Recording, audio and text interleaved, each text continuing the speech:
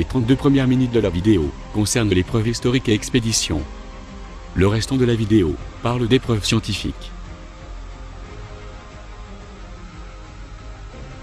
Au sommet d'une haute montagne, à l'est de la Turquie, cachée sous un glacier, il existe un vestige qui nous met en relation directe avec notre lointain passé. Avant de commencer, comprenons que notre recherche de l'Arche de Noé n'est pas une mission à caractère religieux, mais tout d'abord une recherche archéologique, ayant pour objectif de déterminer si ce récit mystérieux est vrai ou s'il s'agit d'une fable. Puis dans un deuxième temps, une localisation en vue de retrouver l'Arche elle-même. La plus grande partie de ce que nous savons de l'histoire de Noé provient du livre de la Genèse dans la Bible. Mais avant d'aller plus loin, peut-être faut-il d'abord répondre à une question simple. Pourquoi Dieu détruirait-il le monde et presque tous ses habitants, y compris les animaux ? La réponse donnée par la Bible montre que Dieu a vu que la terre était envahie par une terrible méchanceté. La Bible déclare que Dieu a décidé de détruire le monde parce que l'homme vivait dans la corruption. Quels que soient les autres péchés dont les gens d'alors se soient rendus coupables, les récits archéologiques démontrent qu'ils avaient des comportements d'une violence incroyable. Bien que la violence ait toujours fait partie de la façon de vivre de l'homme, de nombreux écrits anciens, grecs et hébreux, indiquent qu'il y avait beaucoup de corruption et de violence parmi les peuples de la terre. Il y avait beaucoup de meurtres. Maintenant, la technologie scientifique moderne et les nouvelles explorations archéologiques commencent à percer les nombreux secrets de cet épisode longtemps oublié de l'histoire de Noé. Nous allons concentrer notre recherche sur ce pic volcanique totalement dépourvu d'arbres qui borde l'Iran et l'ancien empire soviétique. Le mont Ararat s'élève à environ 5160 mètres, couvrant 60 km². Pour connaître un peu mieux cette sinistre montagne et ses défis infinis, nous avons rendu visite au Dr John Morris, un professeur de géologie qui a conduit 15 expéditions sur le mont Ararat. J'ai escaladé des montagnes partout dans le monde, mais le mont Ararat, comment dire, il est brutal. C'est le pire que j'ai escaladé. Réellement, vu du sud, on dirait un joli cône volcanique, mais sur la face opposée, il y a cet incroyable canyon, la gorge Aura. Il est à peu près 1,5 fois plus haut que le Grand Canyon, avec des parois à la verticale. Impossible à escalader. Il est recouvert d'une calotte glaciaire tout au long de l'année qui érode continuellement les couches volcaniques et produit des avalanches qui rabotent tout sur leur passage. Chaque après-midi, il y a une tempête en haut de la montagne et les vents soufflent à plus de 160 km/h. Mais ni les légendes inquiétantes, ni les risques mortels de l'escalade n'ont détourné des milliers de personnes décidées à trouver une réponse. Ils défient la montagne depuis des centaines d'années.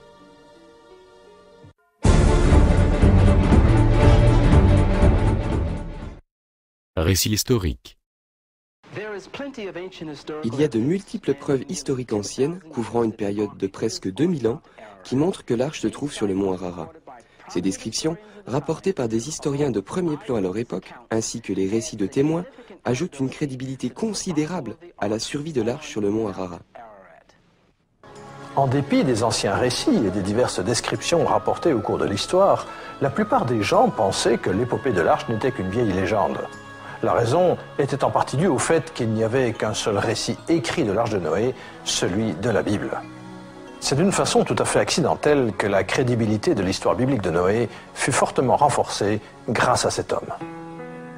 Dans les années 1850, George Smith, graveur de métier, passait ses heures de midi au British Museum. Je n'étais pas un spécialiste en archéologie, mais j'avais une fascination infinie pour tout ce qui touche à l'histoire, avec un intérêt très particulier pour les objets de l'ancienne Assyrie, bien que je ne sois jamais allé dans cette partie du monde. Je lisais absolument tout ce qui était disponible sur les cultures du Moyen-Orient et j'étais complètement captivé par le sujet. Visiteur habituel, Smith s'était lié d'amitié avec le directeur du musée qui fut impressionné par l'intelligence et l'enthousiasme de cet homme. On lui offrit un travail un peu spécial. Quelqu'un avait besoin d'assembler quelques-unes des 25 000 tablettes d'argile couvertes d'écritures cunéiformes déterrées dans l'ancienne ville de Ninive, remontant au VIe siècle avant Jésus-Christ. Les 10 années suivantes de ma vie furent passées à mettre ensemble ces anciennes tablettes d'argile, mais c'était plus difficile qu'un puzzle compliqué. Les inscriptions que je traduisis de ces tablettes affectèrent profondément le monde de l'archéologie. En 1872, après 10 années de travail, Smith tomba sur le récit d'un bateau qui avait survécu à un grand déluge et s'était échoué sur une montagne. L'histoire racontée sur ces tablettes, connue comme l'épopée de Gilgamesh, est exactement analogue à l'histoire de Noé dans la Bible, confirmant ainsi que le récit biblique n'avait rien d'une légende.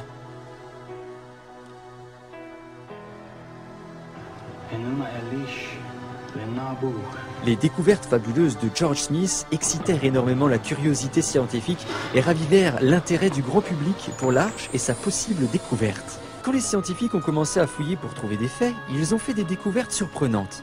Charles Berlitz, auteur de nombreux livres, y compris The Lost Ship of Noah, le bateau perdu de Noé, est un linguiste renommé qui a étudié le récit du déluge en détail. Dans toutes les cultures que j'ai étudiées, l'histoire de Noé et du déluge sont pratiquement identiques, et cela dans toutes sortes de langues anciennes. Que ce soit en perse, en babylonien, en égyptien ancien, en chinois, en sanskrit, la seule chose qui change de temps en temps, c'est le nom de Noé. Ces récits contribuent certainement à appuyer l'histoire de Noé. Mais y a-t-il un appui archéologique à ces récits? On trouve le récit du déluge en écriture cunéiforme sur des tablettes babyloniennes, akkadiennes et sumériennes qui sont maintenant au British Museum. Mais on a retrouvé des récits du déluge encore plus anciens, en caractères chinois individuels. Ces caractères chinois remontent vraiment à un lointain passé. Et on trouve les plus anciennes formes de caractères chinois dans des récipients de bronze. Dans certains récipients utilisés pour les cérémonies, on a trouvé des inscriptions à l'intérieur des récipients. À l'encontre de ceux qui le nient, on trouve des preuves historiques de l'existence de Noé et du déluge. 272 mentions pour être exact dans toutes les civilisations et cultures du monde entier, y compris les cultures aztèques, incas et espagnoles trouvées dans le Nouveau Monde. Vous pouvez regarder à tous les récits qui viennent de cette communauté de nations autour du mont Ararat. Ils semblent tous avoir affaire avec un élément central qui en ressort. Il s'agit de l'histoire de Noé. Toutes les preuves conduisent au fait que ce grand bateau, qui a été observé au-dessus du mont Ararat, ne peut être que l'arche de Noé. J'ai étudié pratiquement chaque description historique connue de l'arche sur le mont Ararat. Au cours des 150 dernières années, de nombreux témoignages donnent des détails considérables. J'ai comparé 34 de ces récits et j'ai découvert qu'il y avait une formidable cohérence entre ces témoins oculaires, bien qu'ils ne se soient jamais rencontrés. Nous pouvons choisir de croire que tous ces récits ont été inventés ou alors qu'ils proviennent de témoins qui ont vu quelque chose. Mais il y a aussi la possibilité de croire que l'arche, ou une grande péniche en bois, se trouve sur le mont Ararat, même s'il n'y a qu'un seul de ces rapports qui soit vrai. Expédition.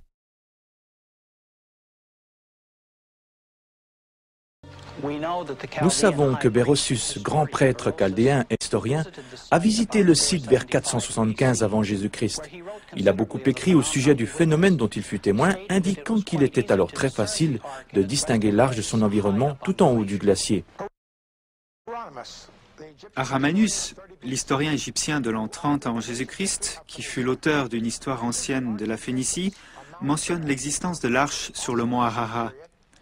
À la même époque, Nicolas de Damas, le biographe d'Hérode le Grand, parla de l'emplacement de l'arche près du sommet de l'Ararat et rapporta que des pièces de bois s'y trouvaient encore. De nombreux personnages célèbres de l'Antiquité ont fait le voyage jusqu'à cette impressionnante montagne. Parmi eux, l'évêque de Salona, en 360 après Jésus-Christ, a montré une précieuse relique, un morceau bien préservé d'un grand bateau de mer. L'historien arménien Yifong a dit qu'il a lui-même vu l'arche en 1254. Il a écrit « Au sommet du mont Ararat, un grand objet noir est visible, l'arche de Noé ». En 1269, le grand explorateur Marco Polo écrivit dans le récit de ses voyages que l'arche de Noé reposait sur les hauteurs enneigées du mont Ararat.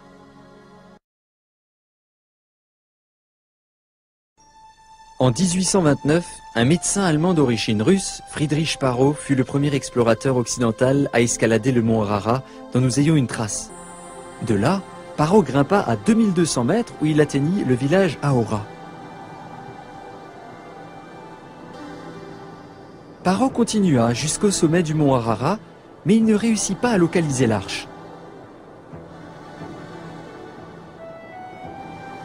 En juin 1840, 11 ans après l'expédition de Paro, le mont Ararat subit un énorme tremblement de terre.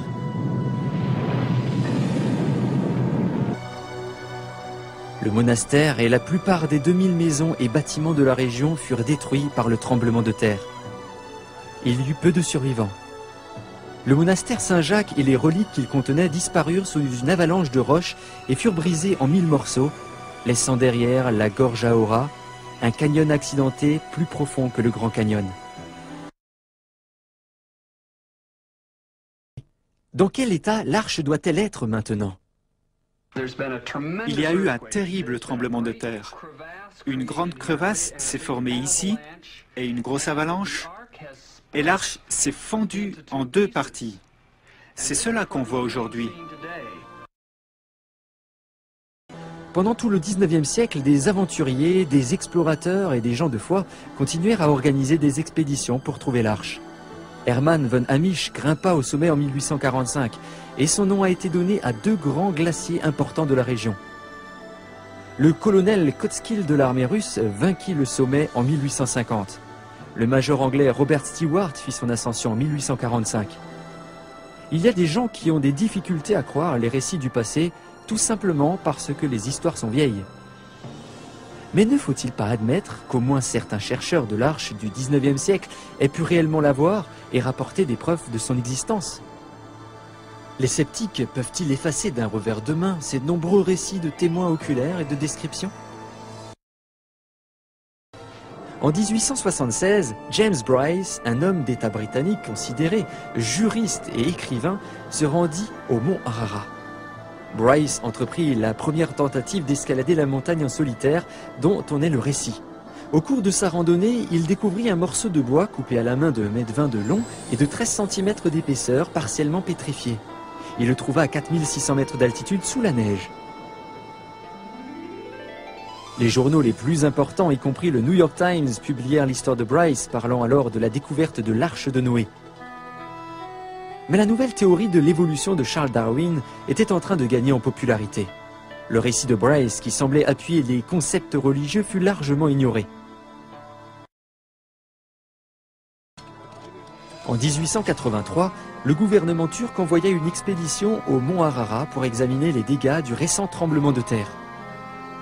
Les membres de l'expédition racontèrent la découverte de la partie apparente d'un très vieux bateau sortant de la glace à une altitude de 4600 mètres. On mesura l'arche, on y entra et l'équipe rapporta avoir vu plusieurs stalles et des cages à l'intérieur du grand vaisseau. Malheureusement, une fois encore, le rapport turc n'éveilla que très peu l'intérêt international à cause de la popularité d'alors de la nouvelle théorie de Darwin. En 1902, Georges Agopian, un jeune Arménien âgé de 8 ans originaire de Legvan en Turquie, devint le plus jeune témoin oculaire connu. Le jeune Georges avait accompagné son oncle sur le mont Ararat. C'était un été particulièrement chaud, ce qui rendait l'arche à la fois visible et facilement accessible pour le jeune homme et son oncle. Des membres de ma famille nous avaient raconté des histoires sur l'arche. Et maintenant, c'était moi qui me tenais vraiment dessus. Tout près, je pouvais voir un trou dans le toit. Je suis allé regarder à l'intérieur, mais c'était trop sombre pour y voir quoi que ce soit. Il y avait des morceaux cassés ici et là, mais c'était encore suffisamment solide pour pouvoir marcher dessus. Le long de la partie surélevée, au milieu, il y avait des ouvertures comme des fenêtres, mais je ne pouvais rien voir. Des années après, Georges Agopian décrivit ce qu'il avait vu à l'illustrateur archéologique, le docteur Alfred Lee. Il a aussi pu observer le long de l'arche la texture du bois. Des assemblages bien faits à l'aide de chevilles de bois. Il a vu la couleur du bois. Ce n'était pas de la pierre. C'était effectivement une construction en bois faite par des hommes. Ce fut en 1916 que la série des témoins oculaires connut un autre tournant important. Peu après la Première Guerre mondiale, un pilote russe, le lieutenant Zabalotsky, fit connaître le récit remarquable de sa découverte de l'arche sur l'Ararat. J'étais avec un petit groupe d'aviateurs, à environ 40 km au nord-est du mont Ararat. Un nouveau moteur de haute altitude avait été installé sur un des avions et j'avais été envoyé pour un test en vol. En faisant le tour de la montagne, j'ai vu là une structure sombre, énorme, quelque chose de la taille d'un navire de guerre. C'était une embarcation bizarre, mais très clairement un bateau arrondi vers le haut. Les nouvelles de la découverte de Zabolotsky atteignirent le tsar Nicolas lui-même. En 1917, le tsar envoya 2 compagnies de soldats pour localiser et voir en détail cette trouvaille extraordinaire. Les soldats trouvèrent l'arche et la mesurèrent. Ils firent aussi un relevé photographique du grand bateau. Malheureusement, c'était au moment où la révolution communiste était en train d'éclater dans le pays. Résultat, les rapports et les photographies de cette expédition n'ont pas été retrouvées et on suppose qu'elles sont perdues ou cachées dans une chambre forte du Kremlin. Cependant, quelqu'un les a vues. Megan Butler, des éditions Rainieri Gateway à Washington, a récemment publié le livre Anastasia. Il raconte la biographie de la fille du tsar russe. Il y a eu une controverse autour d'une expédition russe et d'une découverte de l'arche vers 1916 ou 1917. Notre auteur a passé 20 ans à rechercher Anastasia, la dernière survivante de la famille royale russe. Durant une de ses conversations privées avec elle, il a été stupéfait quand elle lui a parlé d'une expédition que son père, le tsar, avait ordonnée et qui devait mesurer et photographier l'arche de Noé. Elle lui a dit avoir réellement vu les photographies et le compte-rendu de cette expédition. Elle lui a aussi dit avoir porté une croix fabriquée avec le bois de l'arche de Noé. Pendant la Seconde Guerre mondiale, les pilotes alliés effectuèrent de nombreuses missions dans les alentours du mont Ararat. Cette revue française de 1969 rapporte le récit de Vladimir Roskovitsky, dont l'avion survola une sorte de carcasse d'un navire gigantesque. Cet article étonnant dans un magazine de vulgarisation très connu en France à l'époque date de 1969. Il est intéressant de remarquer que la bonne foi des témoins oculaires de l'arche n'y est pas remise en question. J'étais en Afrique du Nord avec le bataillon SIB. Et je travaillais pour l'armée de l'air. Avec un de mes amis pilotes, un soir, nous avons décidé de prendre un café. Et alors que nous étions aux messes des officiers, nous avons entendu la conversation de quelques officiers au sujet de photos qu'ils avaient prises lors de leur vol au-dessus de la Turquie et au-dessus du mont Ararat. Et alors qu'on regardait les photos, on a commencé à s'y intéresser et à les regarder de plus près. Et certains d'entre eux disaient: « Tu sais, ça pourrait être l'arche de Noé. » Laissez-moi vous dire ce que j'ai vu sur ces 3 photos. Tout d'abord, les 3 photos montraient un pan de glace qui était sur le bateau avec un angle comme celui-ci. La glace le couvrait, mais pas ici. Quand on regardait du côté droit, il y avait une ouverture en bas où ça avait été éventré. Je voyais les différents, 1 ou 2 étages et aussi une structure le long de ce côté-ci. Pour ces pilotes, il n'y avait aucun doute que c'était l'arche de Noé. Et une photo semblable est parue dans le Star and Stripes vers 1944. Je suis convaincu qu'à ce moment-là, j'étais en train de regarder l'arche de Noé. Je n'ai aucun doute là-dessus, et les pilotes non plus. Dans les années 50, le mont Ararat apporta enfin au XXe siècle son premier indice matériel de l'existence de l'arche et de son emplacement. Ce fut le début d'une série de découvertes fructueuses qui commencèrent à fissurer le mystère qui entourait l'arche. Le premier à s'intéresser à l'arche fut Fernand Navarra, un technicien en bâtiment, un Français, qui faisait alors son service militaire. Navarra entama la première d'une série d'expéditions sur le mont Ararat en 1952. Les guides kurdes m'ont abandonné en bas de la montagne, alors j'ai dû faire de mon mieux et j'ai continué tout seul. Je n'ai pas pu trouver l'arche directement, mais j'ai vu une énorme forme sombre prise dans la glace transparente. J'ai alors compris qu'il me faudrait revenir pour découvrir ce que cela pouvait être. Navarra retourna en juillet 1955, accompagné par son jeune fils Raphaël. Ce que nous voyons ici sont les images tournées par Fernand Navarra et son fils pendant leur expédition.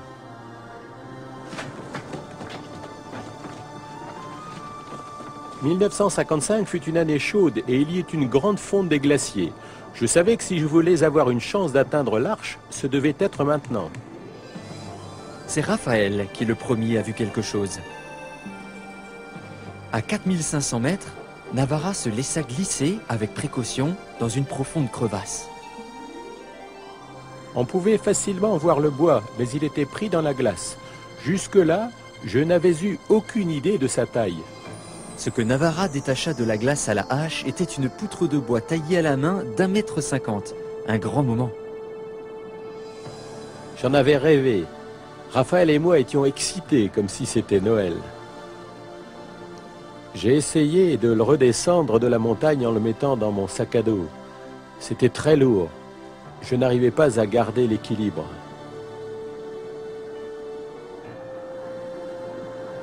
Ça allait si mal que j'ai dû en couper un morceau et plus tard, il m'a fallu encore le retailler pour les échantillons destinés au test.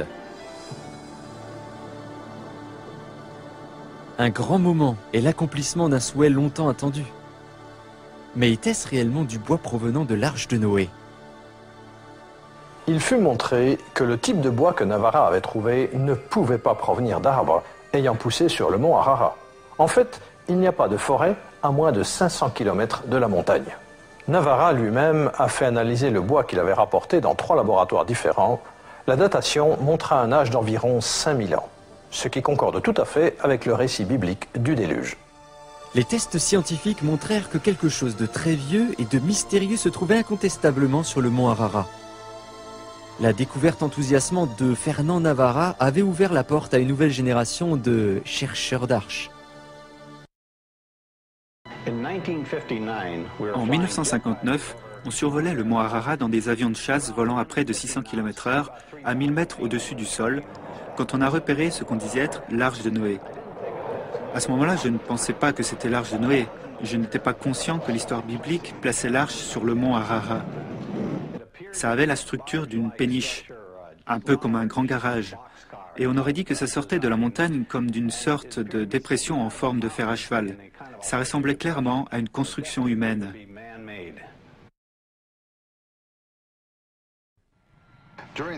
Pendant les mandats des 4 présidents des États-Unis, de Nixon à Reagan, je volais toujours à bord d'Air Force One en tant que photographe de la Maison-Blanche chargé de couvrir les activités du président. Une fois j'étais à bord avec le président Jimmy Carter. On se rendait de la Pologne à Téhéran en Iran pour participer à la fête du Nouvel An donnée par le Shah. Pendant le vol, alors que nous survolions l'est de la Turquie, quelque chose attira notre attention à la fenêtre. C'était un moment impressionnant.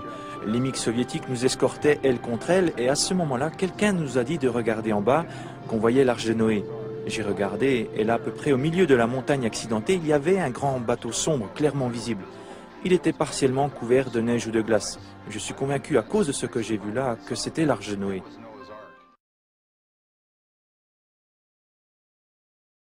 Et ceci nous amène à un des grands mystères qui entourent l'arche. Comment se fait-il qu'après avoir été repérée par une personne, l'arche ne puisse être retrouvée ensuite par les autres? Cela peut suffire à rendre suspect le récit de certains témoins oculaires. Y a-t-il une réponse à ce mystère? Cette photo, qui a été prise par le satellite français Spot en août 1986, indique que le mont Ararat représenté ici est constamment recouvert de glace d'un bout de l'année à l'autre. Sur le mont Ararat, il y a bien entendu des changements de temps selon les saisons. Les chances de voir l'arche sont beaucoup plus grandes pendant les mois chauds de la fin d'été, comme en août ou en septembre. Cependant, il y a des cycles où le temps est plus chaud, toutes les quelques années, ce qui entraîne une fonte accrue de la neige qui couvre le sommet. Il est possible et certainement probable que l'arche soit seulement visible ou accessible durant ces rares périodes où la température est plus chaude. Une expédition à la recherche de l'arche peut ainsi passer à pied sur l'arche recouverte de glace sans même savoir qu'elle est là. Le climat politique de la région est également particulièrement hostile et vient grandement compliquer le travail de recherche. Toute personne voyageant en Turquie à la recherche de l'arche expose sa sécurité personnelle à des risques considérables. Comprendre cette partie du monde, c'est comprendre une situation politique très complexe, composée de nombreux groupes de populations régionales. Cette partie de la Turquie était connue comme étant l'Arménie. Au début de l'ère communiste en Russie, plus de 200 000 Arméniens ont été éliminés par le régime bolchevique. La situation actuelle dans cette région est toujours très instable. Deux côtés de la montagne font face à des voisins hostiles, l'Irak et l'Iran. Et même les parties les plus basses de la montagne sont occupées par des groupes terroristes de toutes sortes. De plus, les terroristes kurdes sont connus pour occasionner de nombreux problèmes aux membres des expéditions en les volant et les menaçant de mort.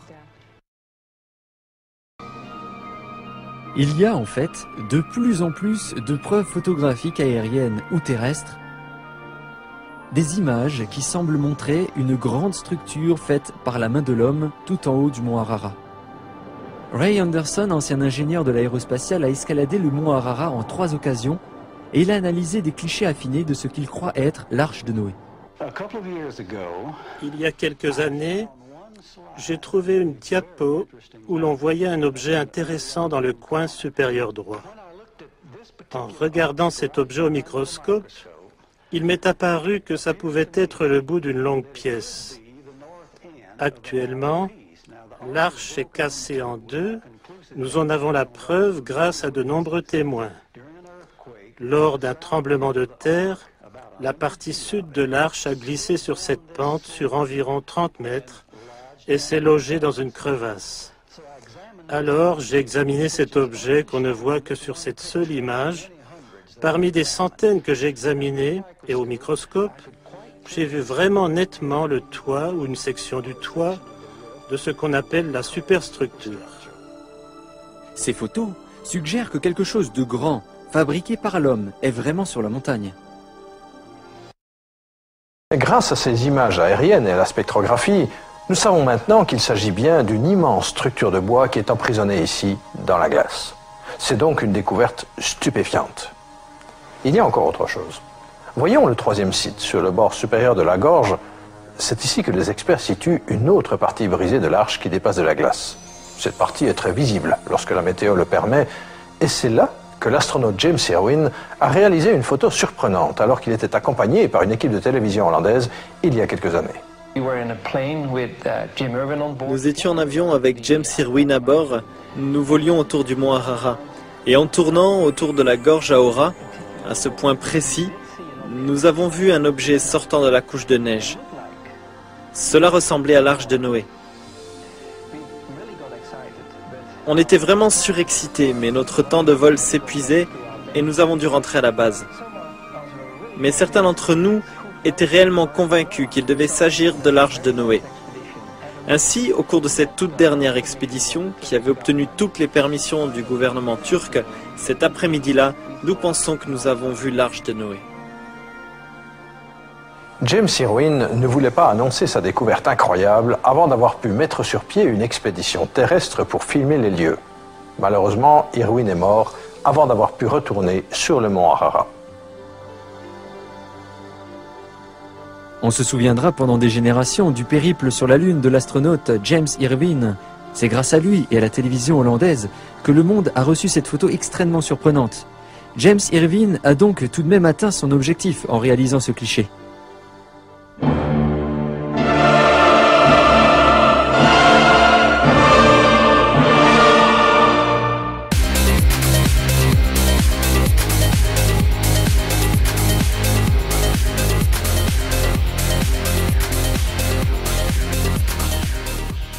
Des vestiges de la mythique arche de Noé retrouvés, c'est en tout cas ce qu'affirme une équipe de chercheurs. Les scientifiques originaires de Turquie et de Hong Kong attestent avoir découvert des restes de la fameuse arche en Turquie, sur le mont Ararat, à l'endroit même où le décrit la Bible. Genèse, chapitre 8. Le 7e mois, le 17e jour du mois, l'arche s'arrêta sur les montagnes d'Ararat. Après plusieurs années de recherche, la 4e édition menée en été 2007 semble donc avoir été fructueuse. Ahmet Ertuğrul, explorateur et archéologue turc, a découvert dans une grotte située à 4200 mètres d'altitude une large structure en bois. Dans une interview exclusive avec InfoLive TV, le chercheur relate sa découverte et nous offre ses propres images.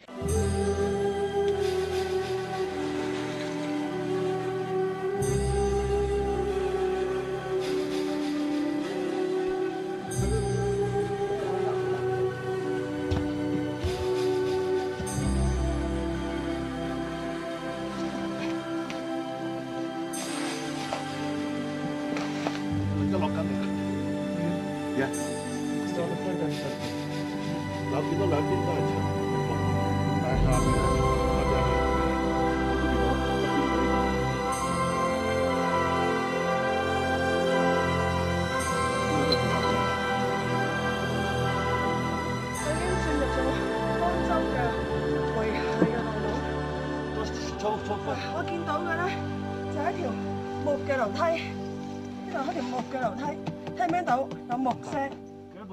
好，我帶大家再望上去上邊見唔見到一條木？呢度一條木，呢度嗱一條差唔多成2、3米嘅長木。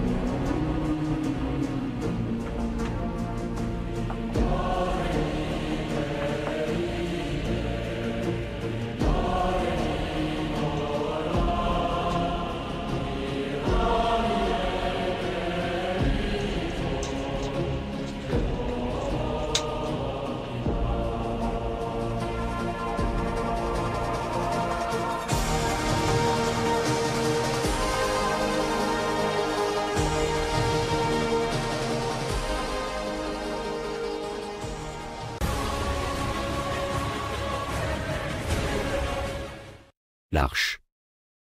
Venons-en maintenant à l'arche elle-même.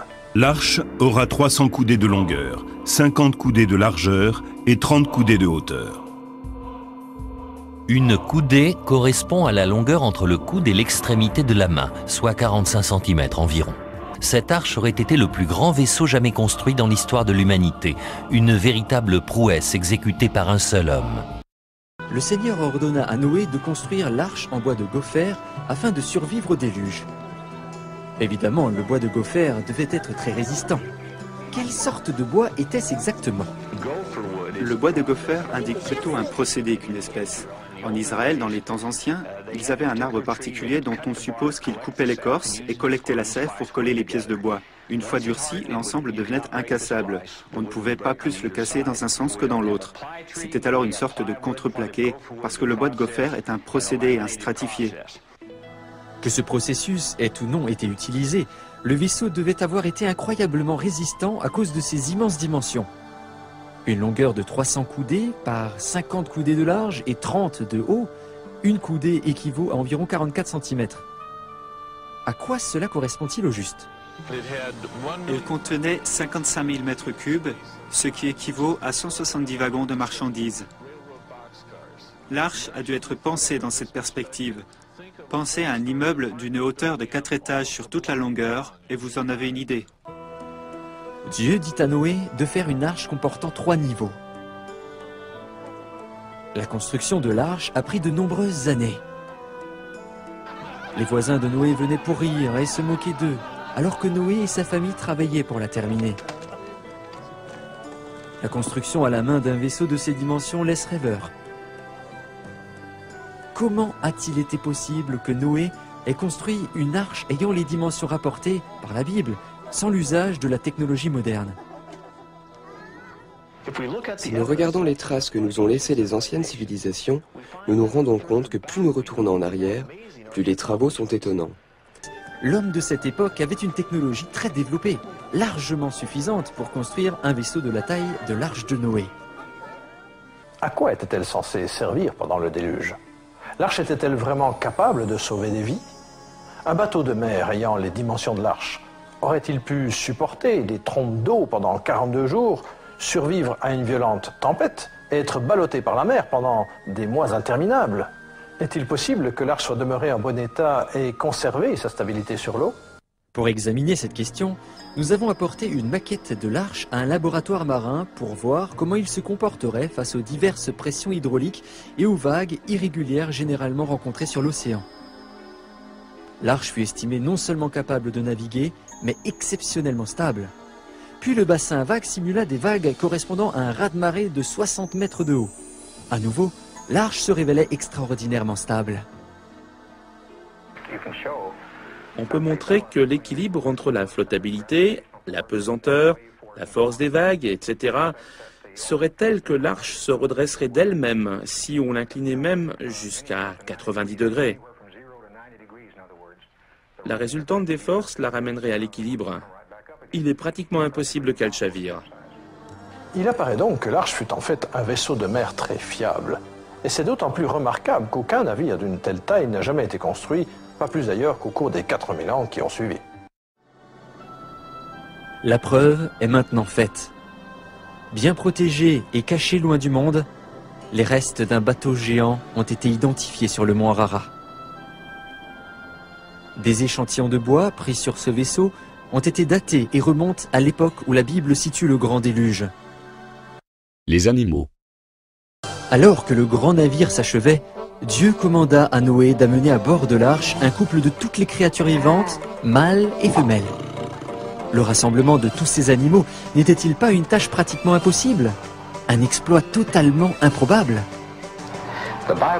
La Bible dit « Les animaux viendront dans l'arche ». Dans ce cas, il faut se demander comment les animaux ont pu trouver ce lieu.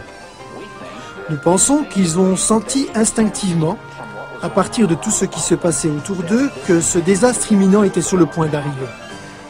Ils ont donc été amenés, ou peut-être même conduits, à chercher un lieu sûr et sont donc venus vers l'arche.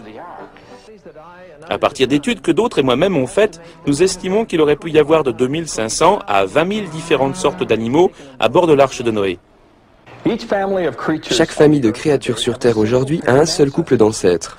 Par exemple, bien qu'il y ait plus de 300 variétés de chiens dans le monde actuel, à cause de la reproduction sélective, ils ont un seul ancêtre commun.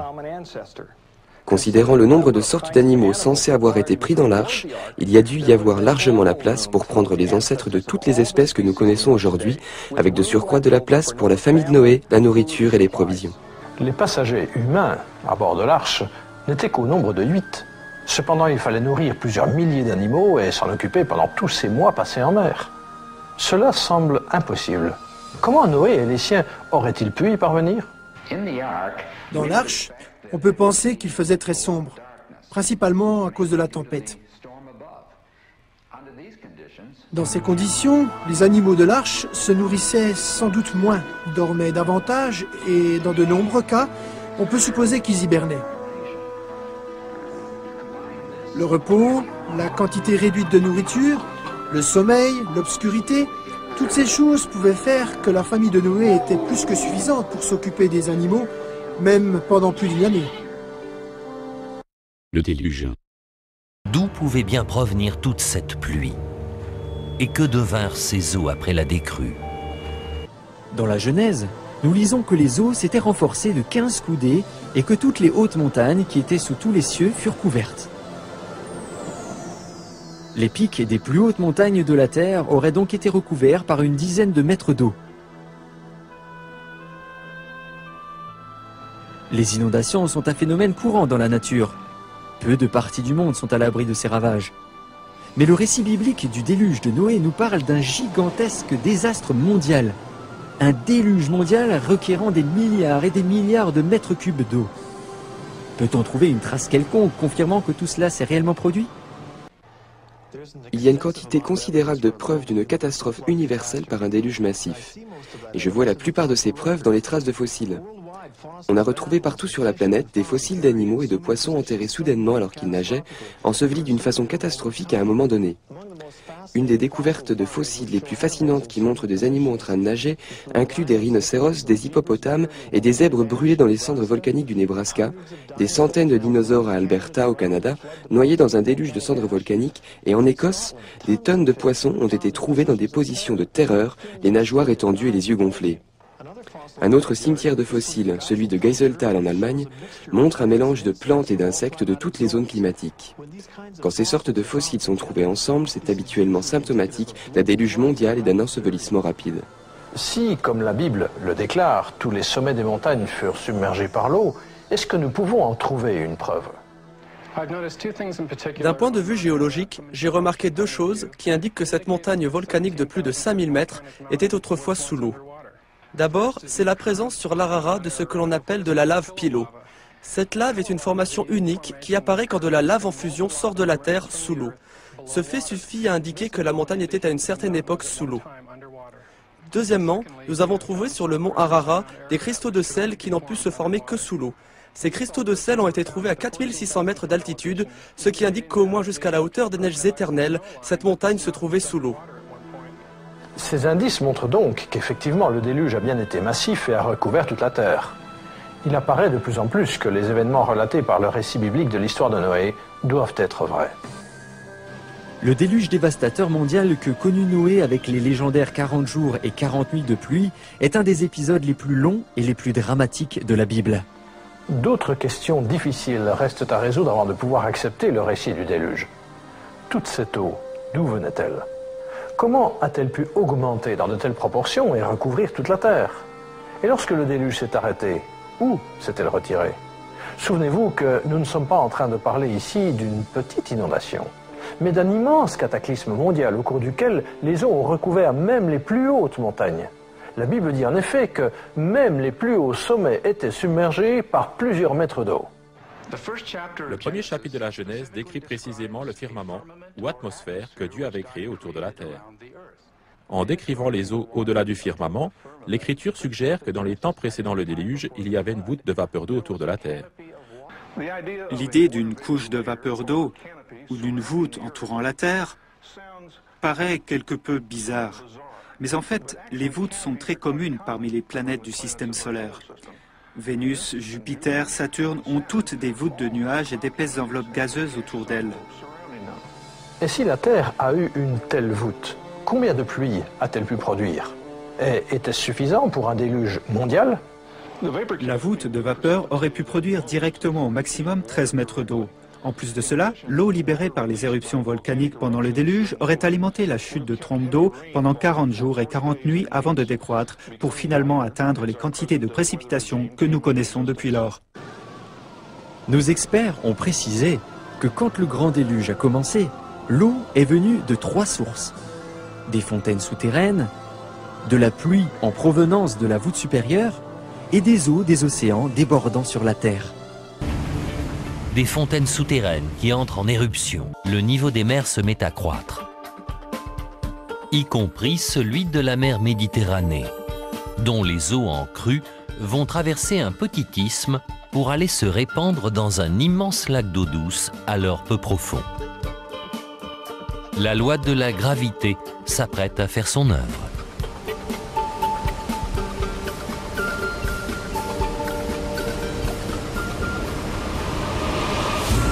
L'eau de la Méditerranée commence par ouvrir un passage à travers le Bosphore.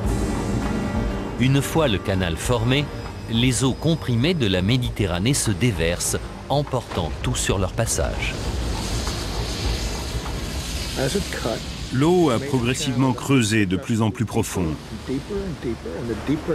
Et plus elle a creusé, plus elle a pu se déverser rapidement. Il a dû falloir entre 30 et 90 jours pour compléter la formation du détroit. Quelqu'un a-t-il pu être le témoin de ce bouleversement du paysage? L'archéologue Fred Ebert est persuadé que la réponse est oui.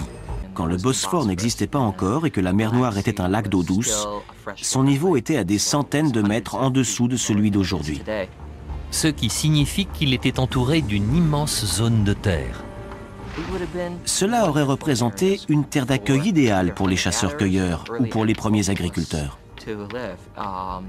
Il n'y a aucune raison pour qu'ils ne s'y soient pas installés. Une mer se déversant dans une autre par une ouverture de plusieurs kilomètres de large. Ils ont probablement entendu un grondement et senti la terre trembler dans un rayon de 100 à 200 km. C'est une incroyable quantité d'énergie qui s'est libérée. Le volume d'eau traversant le Bosphore à la vitesse de 100 km/h équivaut à 200 fois celui des chutes du Niagara. Quiconque vivant dans les kilomètres environnant le Bosphore aurait été emporté, sous un flot apparemment sans fin. Cette inondation a certainement été dévastatrice, recouvrant absolument tout. En 1966, 2 géologues travaillent sur les côtes turques entourant les eaux les plus mystérieuses de la planète. Une gigantesque mer d'eau salée qui s'étend sur près de 1200 km d'est en ouest. La mer Noire. Bill Ryan et Walter Pittman dressent la topographie des fonds de la mer Noire lorsqu'ils remarquent une chose étrange. Des plages à des centaines de mètres sous la surface. Ce qui signifie que le niveau de l'eau a été beaucoup plus bas par le passé. Les échantillons prélevés dans ce fond océanique ont révélé qu'au cours de son existence, la mer Noire a été un lac d'eau douce. Ils accusent également une soudaine disparition des crustacés d'eau douce au profit de ceux d'eau de mer. Les résultats sont surprenants. Les mollusques marins sont tous apparus dans la mer Noire en même temps. Quelque chose a dû provoquer ce chamboulement. Il s'agit d'une inondation aux proportions bibliques. Nous sommes montés à plus de 4200 mètres d'altitude et nous avons trouvé des palourdes qui, normalement, vivent sous l'eau. Comment sont-elles arrivées là? Soit ce sont d'incroyables palourdes volantes, soit cette montagne a connu une immersion. Il apprend que, contrairement à la plupart des vestiges de vie marine trouvés en altitude, ceux-ci ne sont pas totalement fossilisés. Ainsi, les coquilles renferment encore de la matière organique. En étant large d'esprit, on voit que tous les indices du Grand Canyon attestent d'une inondation mondiale, celle vécue par Noé. Pour aller plus loin dans nos investigations, nous nous sommes adressés au Dr Walter Brown, ancien directeur d'un des laboratoires de recherche et de développement du département de la défense américaine. On peut voir sur notre planète 17 caractéristiques très étranges qui peuvent maintenant être expliquées de façon systématique comme conséquence d'un cataclysme diluvien mondial dont les eaux ont fait éruption de cavités souterraines avec une libération d'énergie dépassant l'explosion de 10 milliards de bombes H. Cette explication nous montre comment d'importantes montagnes se sont formées rapidement. Cela explique les mines de charbon et de pétrole, la rapide dérive des continents, pourquoi dans les fonds océaniques on trouve d'énormes fosses et des centaines de canyons et de volcans. Cela explique la formation des strates et la plupart des fossiles de mammouths congelés, les soi-disant périodes glaciaires et les grands canyons terrestres, spécialement le Grand Canyon.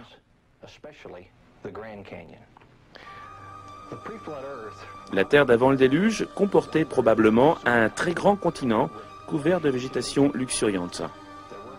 Il y avait des mers et de grandes rivières. Les montagnes étaient plus petites qu'aujourd'hui, peut-être 3000 mètres d'altitude.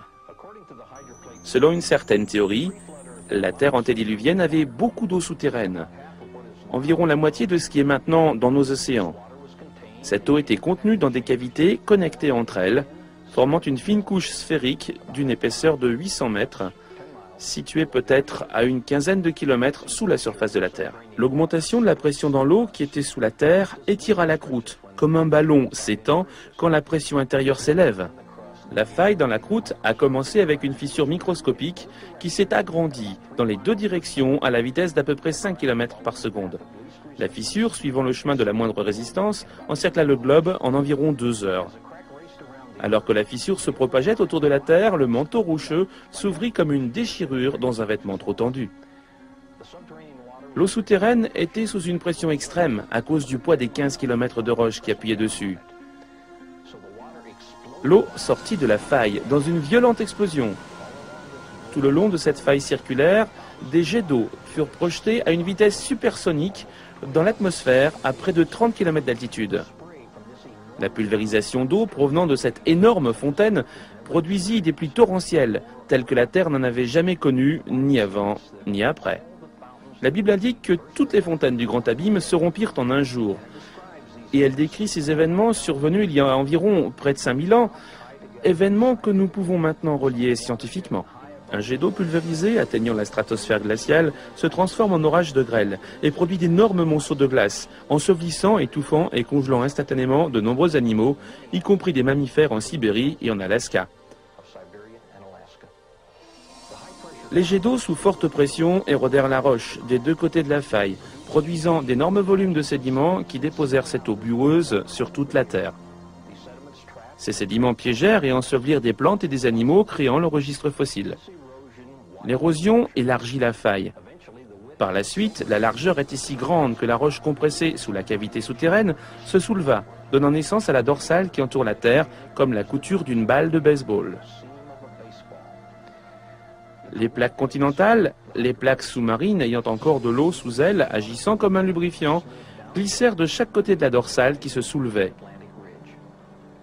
Les énormes plaques continentales accélérèrent jusqu'à atteindre 70 km/h. Puis rencontrèrent des résistances, se comprimèrent et se déformèrent. La portion de la plaque sous-marine qui se plissa vers le bas forma les fosses océaniques, celles qui se plissèrent vers le haut formèrent les montagnes. Voilà pourquoi les principales chaînes de montagnes sont parallèles à la dorsale océanique de laquelle elles s'éloignèrent. Les plaques sous-marines, en s'éloignant des crêtes océaniques, ouvrirent de très profonds bassins océaniques dans lesquels les eaux du déluge se retirèrent. Sur les continents, chaque dépression en forme de cuvette ou bassin fut naturellement laissée pleine d'eau, ce qui donna de nombreux lacs post-diluviens. La démonstration d'une énorme catastrophe mondiale dans l'Antiquité dont vous venez d'être témoin soutient l'histoire biblique du déluge dans tous les détails.